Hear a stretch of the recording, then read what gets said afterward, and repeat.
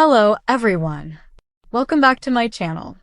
I hope everyone is having a wonderful day. Before starting the video, please subscribe and keep watching for more detailed videos. Drew Kane is not the kind of man who lets himself get humiliated without fighting back. For years, he's been painted as the level-headed one, the man who tries to keep things steady while chaos swirls around Port Charles.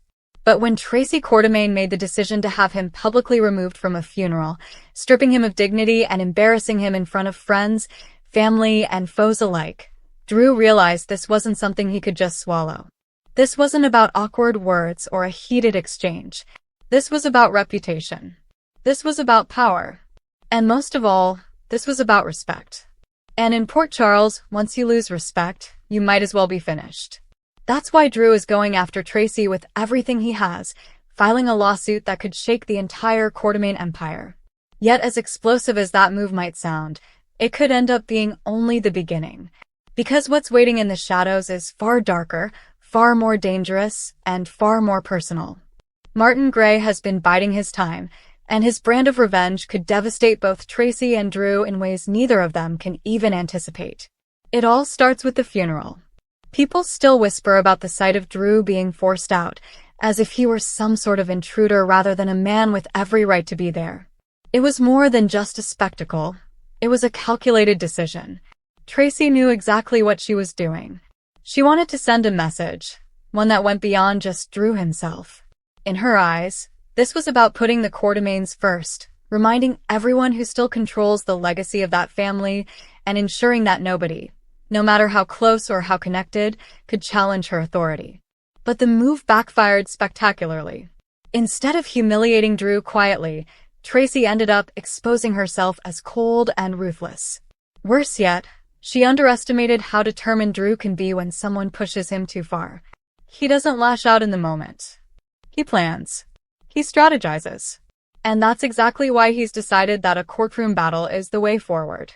He's not just seeking damages. He's seeking justice. The lawsuit is likely to be messy. Tracy has resources, lawyers, and a lifetime of experience in navigating scandals. But Drew has something more powerful right now: momentum. Sympathy is on his side.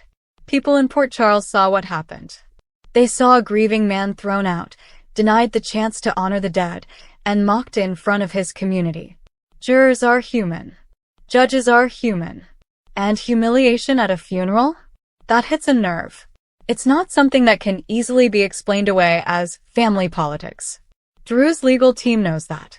They're going to paint him as the victim of a vindictive matriarch, and they're going to use every detail of Tracy's ruthless history against her. From shady corporate deals to her long record of treating family members as pawns, nothing will be off-limits. And as much as Tracy prides herself on being untouchable, she's going to feel the sting when her own legacy is dragged into the spotlight and torn apart. The financial stakes are high, too. If Drew pushes for punitive damages, it could threaten the Quartermaine fortune. YLQ has weathered countless storms, but a scandal this public, tied to Tracy's personal cruelty, could make shareholders uneasy. Drew doesn't even need to win the full case to hurt Tracy. The threat alone, the idea that the Quartermaine's dirty laundry could be aired in open court, might be enough to make her scramble for a settlement. But Drew isn't necessarily looking for a quick payout. For him, this is about principle. He's tired of being dismissed. He's tired of being treated like an outsider in a town where he's built his life. Suing Tracy is his way of saying, "You can't erase me. You can't push me aside. Not anymore." And yet, even as Drew prepares for this battle, he has no idea that another storm is brewing, one that could make Tracy's cruelty look tame in comparison. Martin Gray has been watching from the sidelines, and the more chaos that erupts between Drew and Tracy, the more opportunities he sees. For Martin, revenge isn't just about legal victories or public embarrassment. It's about destruction. Quiet, patient, and devastating destruction. People often underestimate Martin. They see the southern charm, the smooth talking, the ability to make people laugh. They forget that beneath all of that is a man who knows how to twist the knife and enjoys doing it. Martin's grudge isn't just about being underestimated. It's about betrayal. He feels that Tracy and Drew both, in different ways, have wronged him, treated him as a convenient ally when needed and disposable when not. And for Martin, that's unacceptable. He's spent too long in the shadows of more powerful figures, Cyrus, Valentine, and others, only to realize that he has the skill set to outmaneuver them all.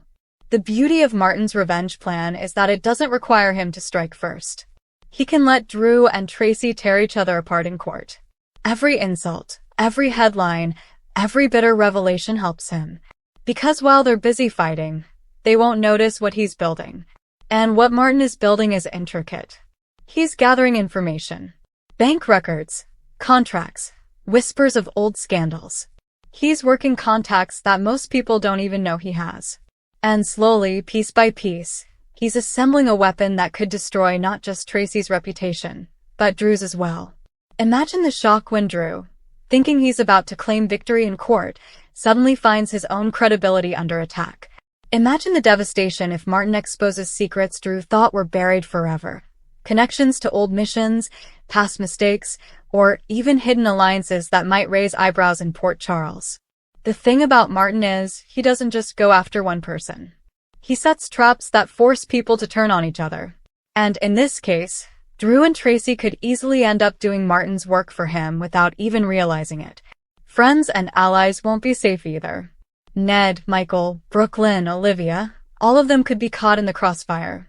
The Quartermaine family has always been messy, but lawsuits and revenge plots add a new level of danger. Relationships will be tested. Loyalties will be questioned. And when Martin finally makes his move, he'll do it in such a way that no one will see it coming until it's too late. That's his gift. Striking where it hurts most, when his targets are already vulnerable. On Drew could be devastating.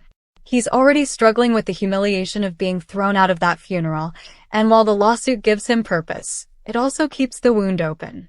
Every deposition, every legal maneuver will be a reminder of how deeply Tracy cut him. And if Martin starts to attack him simultaneously, dredging up painful memories or exposing parts of his past, Drew could find himself unraveling. That's when mistakes happen. That's when even the strongest men break. And that's what Martin is counting on. Tracy, of course, won't take any of this lying down. If Drew's lawsuit doesn't break her, Martin's schemes might push her into a corner where she fights back with everything she has. The Quartermaine matriarch isn't just ruthless, she's resourceful. She's survived betrayals, scandals, and even her own family's disapproval countless times before. She knows how to twist the narrative, how to turn herself into the victim if she has to. Don't be surprised if she starts painting Drew as an opportunist, a man exploiting a family tragedy for personal gain.